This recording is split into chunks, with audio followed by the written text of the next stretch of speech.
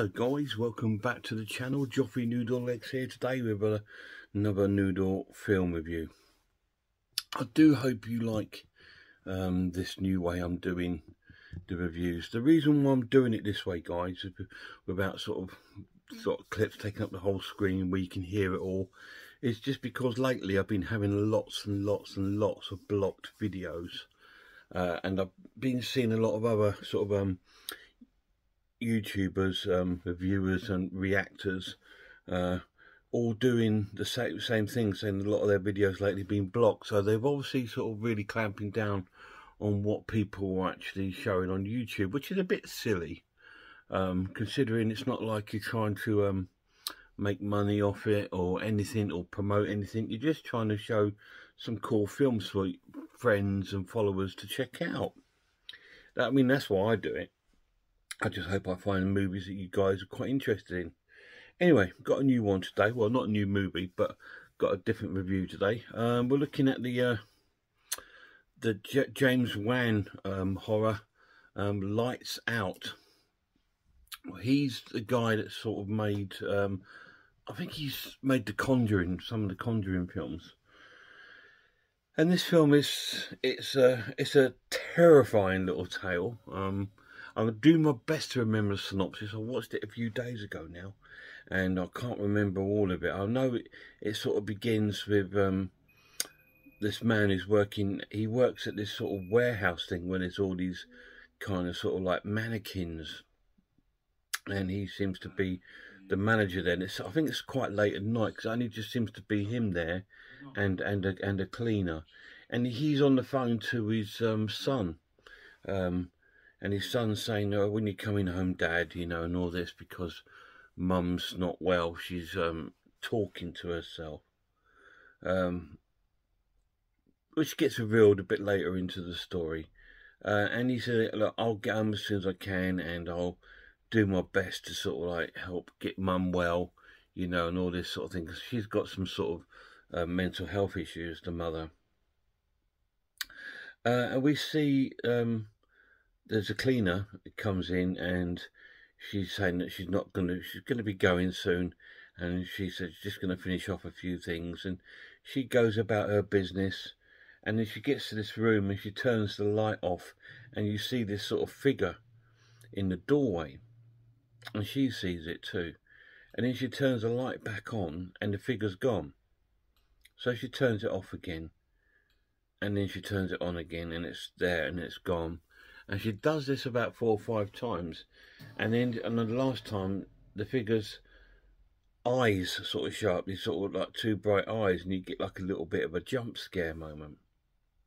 So she doesn't know what this is. She's terrified.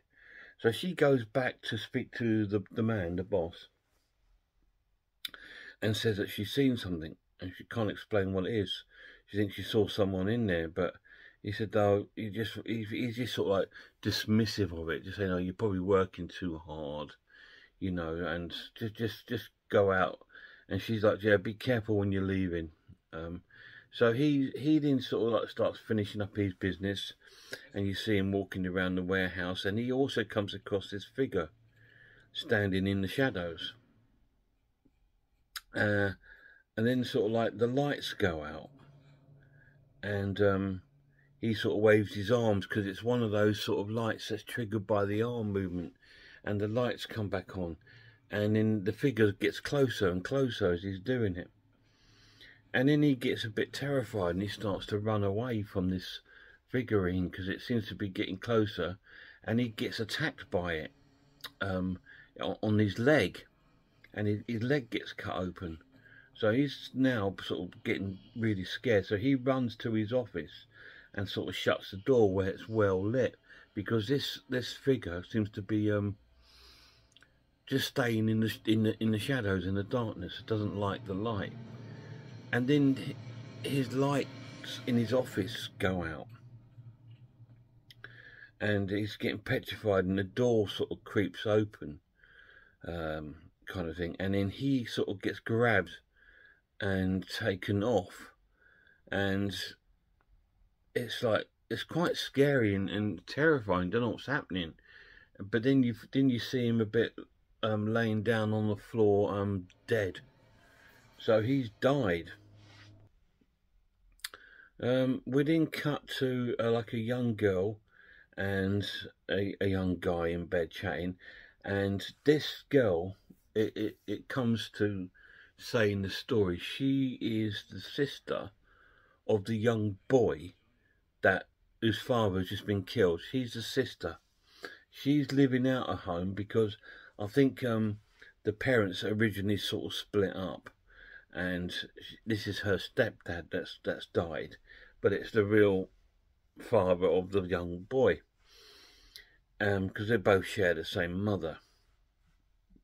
Anyway, we just catch up with them, seeing them, so we get an introduction to them, and then we cut to the house where the mother and the boy live, and we see lots of sort of family sort of photographs, and it's a very nice big house. It's really, really nice. And we see the young lad at night, and he can hear his mum talking, sort of like to someone, but he doesn't know who. So he's getting very curious, and he sort of walks very slowly towards his mother's room. It's quite a suspenseful moment. He walks to his mother's room, and when he sort of like looks into her room, you can see her talking to someone there, but there's no one there. It's just a dark cupboard. So she's talking to this whatever it is that's there, and she reassures her son, you know, said, "Don't worry, all three of us are going to be all right," sort of thing. She went, "What do you mean, all three of us?" You know, because there's two of them. So she tells him to go back to bed. So he starts to walk towards his bedroom, and you know, saying goodnight to his mum, and she's standing in her doorway, and then you see this sort of like dark hand, quite tall dark hand figure, sort of like peering around the corner at him, and he runs to his room petrified and locks the door and keeps all his lights on, and then he's sort of like, you can see him absolutely petrified in his bed. So he knows that there's something there that's not right, and so that's sort of like how we get introduced to sort of like the mother and the son.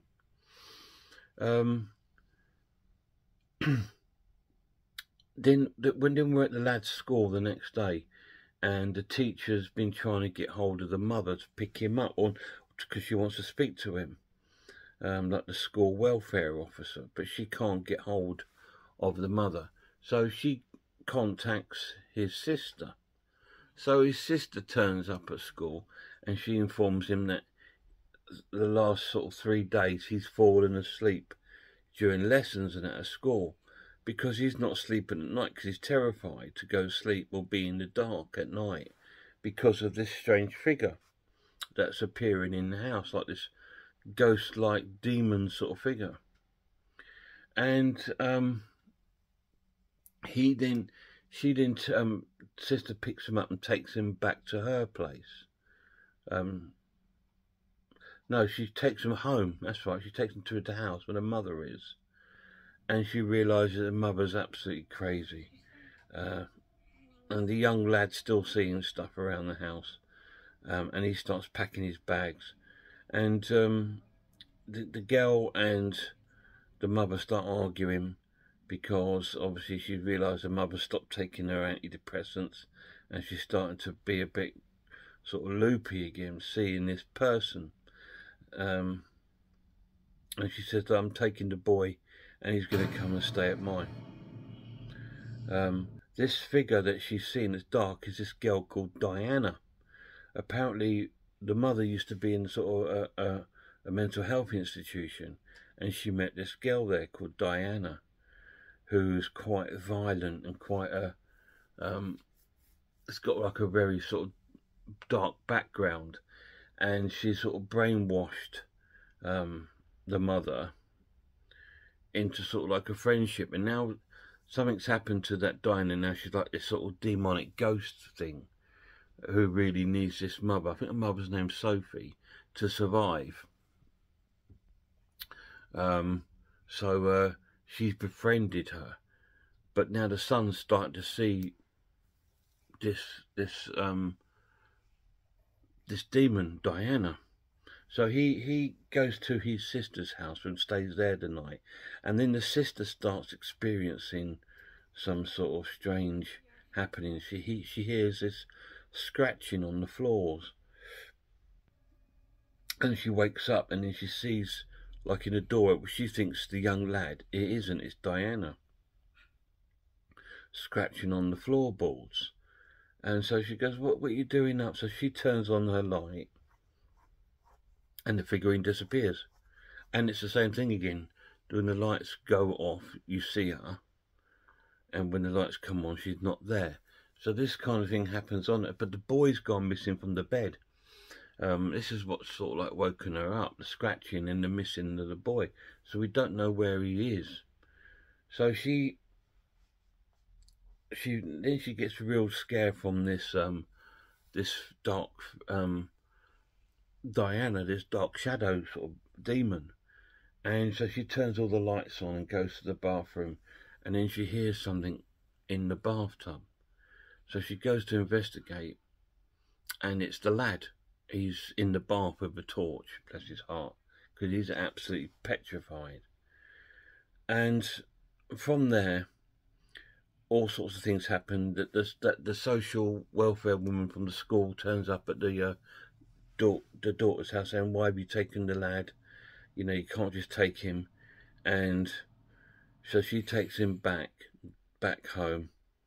And then the boy goes back home, and his mother's quite apologetic, so she's going to work on her sort of health issues, so all three of us can get along. So again, she's absolutely possessed by this sort of demonic entity that seems to be following her around. And she says, well, look, we'll have a movie night tonight. She says to the lad. He says, yes, can we have the lights on? So she turns the lights on and they watch a movie, but then halfway through she turns the lights off, and then the entity appears and he gets loads of jump scares. So the film goes all down this sort of route. And I think eventually the mother realises that what a bad sort of like influence this Diana is on her family. And Diana starts making attacks on the family, on the young girl's boyfriend gets attacked, all these sort of things happening, and it's an absolutely terrifying movie. I'm not going to tell you any more about the story because I want you to watch it and find it out yourself what happens, but it is a terrifying story. What do I think of Lights Out? It's terrifying, it's great, absolutely awesome. I've had this film now so many years, and I think I watched it once, and because it is quite similar to sort of like a lot of films that are around that sort of period, like Conjuring and all this sort of thing, I didn't really take much notice of it, to be honest. And so I've had it in my collection, and I just thought the other night when I was sorting out looking for a movie to do a review, I came across this one. I thought, I've not watched this for years, maybe this is something I should look at again and watch on my and do a little review on my channel, because I like doing that. I like digging out films that I see in my collection. I thought, do you know what, I've not watched that for a long time. I might dig that out and give that a watch and do a review. I can see another one here that I'm thinking about doing called You're Next, so I might dig that out and have a look at that. Yeah, so it's really cool. It's a great film, absolutely really terrifying story, and it's a real corker. It's a great film. It's a non-stop sort of like edge of the seat sort of horror film. Really cool. The pluses of the film: the transfer is amazing. The film lighting is like an extra character in the film, because without it you wouldn't have the Diana sort of thing, and the Diana figure is absolutely terrifying. She is so terrifying. She's like really tall, probably about 7 odd foot, with long scraggly hair, and she's got these really long hands, and she's absolutely terrifying. But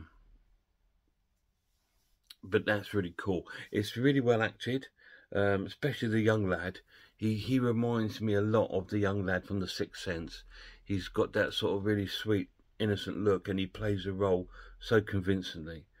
His sister, she plays the role fantastic. She's amazing. She steals the show, I think, from the rest of the cast, because you can, again, she's so convincing of, like, first of all, not understanding what's going on, then remembers her past that she had with her mum and the original dad and stuff like this. And so she's really convincing in the core. The mother is quite, although she's a main character, you don't really get to know her too much. It's more about the young lad and the sister. But all the characters are really quite likeable, apart from Diana. Even the mother's quite likeable. You can see that she's trapped, and she's so blind to it that she doesn't realise what's going on. But it's fantastic. And it's full of jump scares. So if you like a jump scare horror film, this is the one. Negatives, I don't think there's much gore in it, only little bits now and again. Nothing really to sort of like, so it does lack a little bit of gore. I think that would be added even more to the film for us gorehounds, but it is what it is. This is supposed to be a jump scare horror movie, not a sort of like gore fest, but it's really, really cool. I'm going to score the film an excellent watch and give it an 8 out of 10. It would have got a 9, obviously, if it had my favourite ingredient, the gore. But apart from that, it's fantastic. If you love jump scary films like Sixth Sense, Woman in Black, The Conjuring, all the sort of jump scary films, this is your film. Lights Out, absolute brilliant film, really, really cool. Lights Out, 8 out of 10. Any of you guys seen it? If you have, let me know down below what you've seen it. Like I said, it's been a few years since I visited the film, and I'm so glad I did. I think it came out, like I said, when there were so many sort of films like it, and so it kind of got a little bit missed by me. I watched it, thought, yeah, that was okay, and I'm just really glad I revisited it. And I've had so much fun watching it the other night. And I was actually jumping myself. And I was talking to myself watching it. No, don't go in there. No, don't. Turn the light on. Turn the light on. It's really tense in some places. It's fantastic. Really cool film. Cannot recommend it highly enough. Guys, before my next video, check out some other horror channels for me. Check out Horror Hands. Fantastic channel. I've always recommended his channel because it's his channel is very informative, and it's very not opinionated. He tells you what he thinks of the film, and he makes you the choice to go out and get it if you like it or not.